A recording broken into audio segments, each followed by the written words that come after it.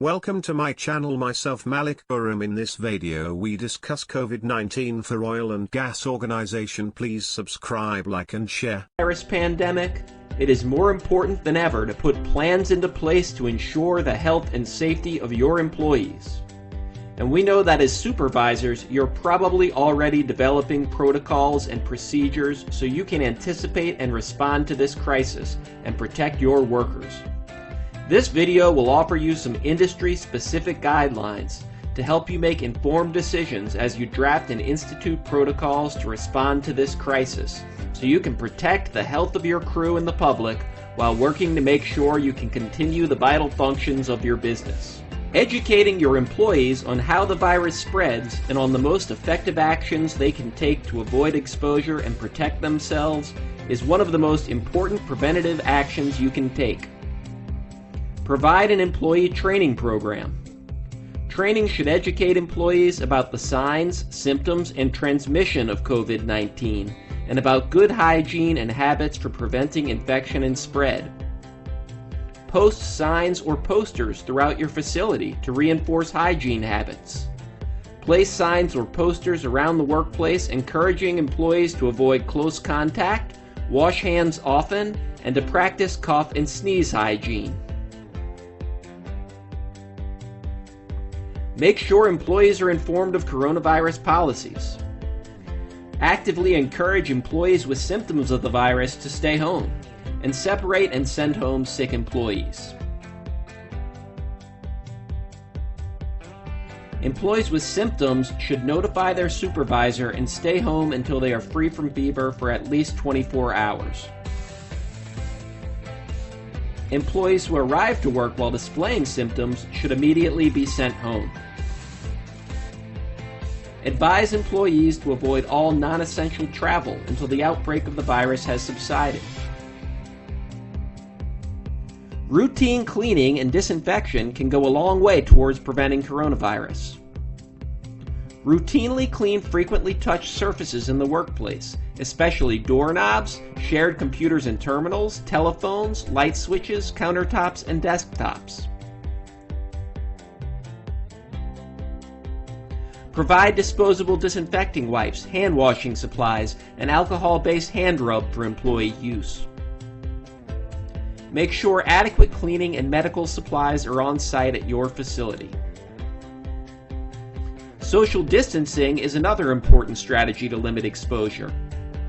Remind workers to keep 6 feet between themselves and others whenever possible. Limit visitors and change of personnel as much as possible. Make a plan for staggering shifts to minimize exposure. Make arrangements to conduct meetings and training online or virtually. Determine what technology and infrastructure you have in place or need for employees who are able to telecommute. Set up documents and/or a hotline to answer employee questions while avoiding in-person contact. Screening individuals who enter your facility is another effective way of limiting exposure and preventing spread of the virus. Develop and use a questionnaire to screen employees and visitors. Anyone who answers yes to any questions should be denied entry.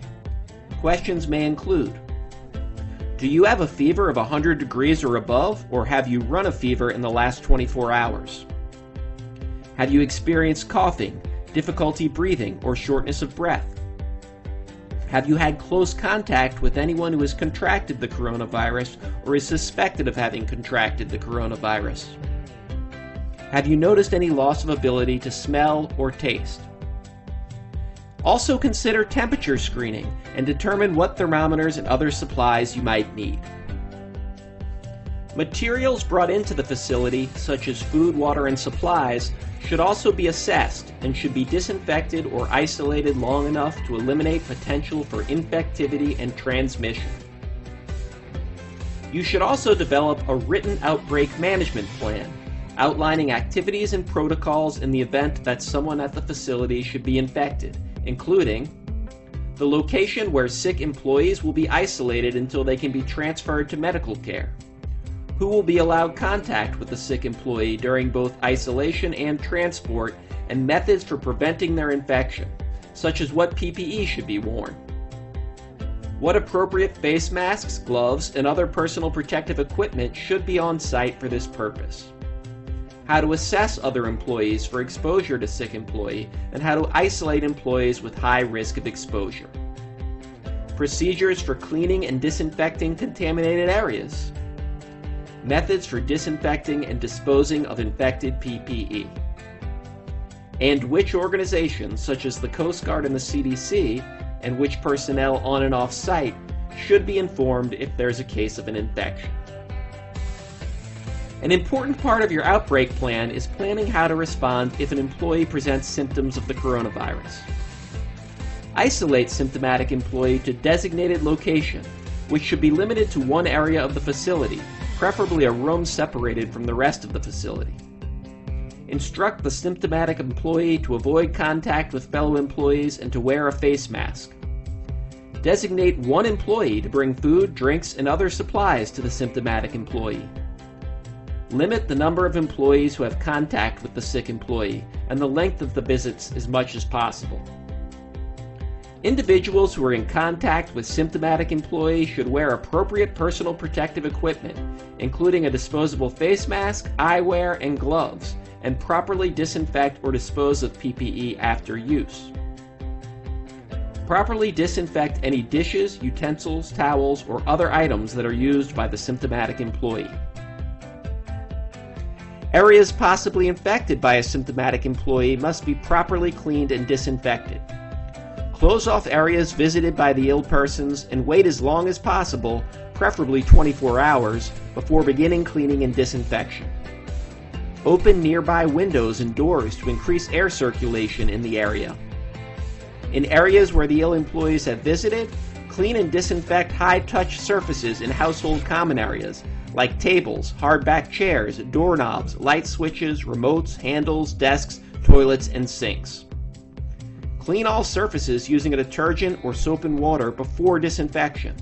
Then disinfect using disinfectants listed by the EPA for use against COVID-19, or by using a diluted bleach or alcohol solution.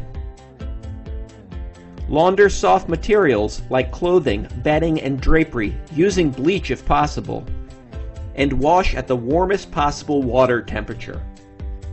Cleaning staff should wear disposable gloves and gowns for all tasks in the cleaning process, including handling trash. Here are a few other issues you may want to consider as you generate your coronavirus strategy. Identify what you need to do to maintain business operations.